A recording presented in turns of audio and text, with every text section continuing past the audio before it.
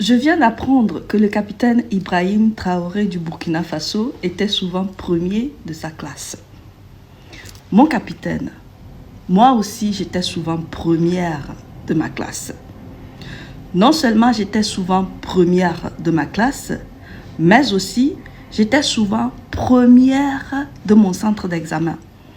Vous avez les moyens pour vérifier, vous pouvez vérifier avec les autorités togolaises, pays dont je suis originaire. Mon capitaine, vous voyez jusque-là que vous et moi, nous sommes très similaires. 1. Vous êtes révolutionnaire, je suis révolutionnaire. 2. Vous êtes courageux, je suis courageuse. 3. Vous êtes engagé, je suis engagée. Et 4. Vous êtes intelligent et je suis intelligente. Du coup, si vous acceptez m'épouser, vous et moi allons former un couple révolutionnaire, courageux, engagé, intelligent et de surcroît très beau à regarder.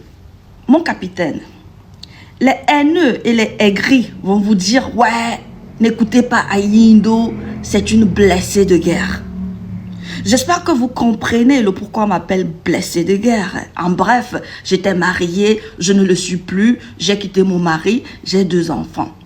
Et pour cela, certaines personnes appellent des mères seules comme moi de blessés de guerre avec pour l'intention d'humilier, d'insulter, de rabaisser.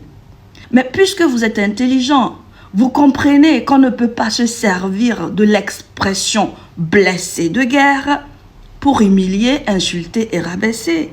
Ce n'est pas n'importe qui est un blessé de guerre. Pour être un blessé de guerre, il faut avoir été à la guerre. Et pour aller à la guerre, il faut avoir le courage. Et donc, l'expression blessé de guerre, c'est une expression d'honorabilité. C'est une expression qui dit une personne courageuse, une personne qui s'est battue pour des causes nobles. À résumer, je suis en train de vous draguer, mon capitaine. Ce que je veux en fait est que vous venez me chercher. Mais puisque vous ne faites pas le pas, ce qui va se passer, c'est que moi, je viendrai vous chercher. Ah oui, si le prophète Mohammed ne vient pas à la montagne, il faut amener la montagne au prophète. Voilà.